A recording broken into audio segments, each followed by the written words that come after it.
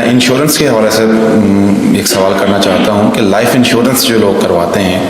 آیا اسلام میں اس کی اجازت ہے یا نہیں؟ اصل میں یہاں اس کو کہوں گا آپ سے کہ ایک تو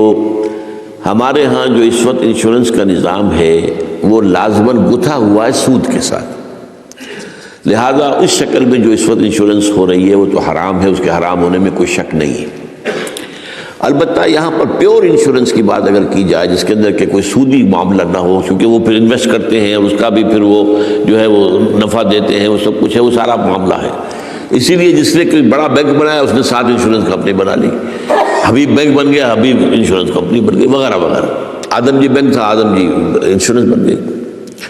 البتہ یہ ہے کہ جہاں تک ایک مثلاً یہ کہ ایک انشورنس اس طرح کی ہے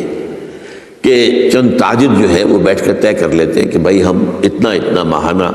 ہم سب جمع کریں گے تاکہ ہم میں سے اگر کسی کو بڑا لاس ایک دم ہو جائے تو ہم اس کو کمپنسیٹ کر کے اپنے پاؤں پہ کھڑا کر دیں، تو اس کو کوئی حرام نہیں کہہ سکتا، جائز ہے۔ یہ تو ایک کوآپریشن ہے، کوآپریٹیو ایک آپ نے بنا لی ہے، اس کوآپریشن کے حوالے سے اس کو کون حرام کہے گا؟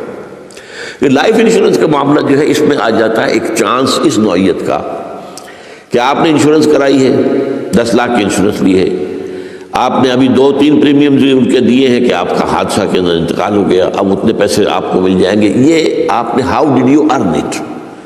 تو شریعت کے جو بھی جائز ذرائع ہیں ارننگ کے ان میں کسی میں یہ فال نہیں کرتا، یہ تو چانس کی بات ہو گئی، جیسے جوئے کے اندر چانس ہوتا ہے،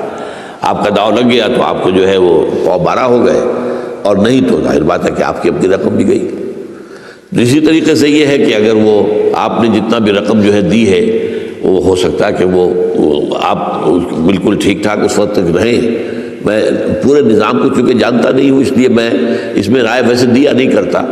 اس میں میرے بیٹے سے آپ ذرا بات کر لیجیے کہ کسی وقت آ کر جنہوں نے PhD کے کورسز مکمل کیے ہوئے ہیں اسلامک اکنامکس میں، عاطف وحید، تو وہ ہمارے وہاں قرآن اکیڈمی میں بیٹھتے ہیں، تو کبھی دن میں آ کے بات کر لیجیے۔ لیکن یہ چند باتیں وہ تھیں جو میں نے آپ کے ساتھ جو میرے سامنے واضح تھی وہ میں نے واضح کر دی۔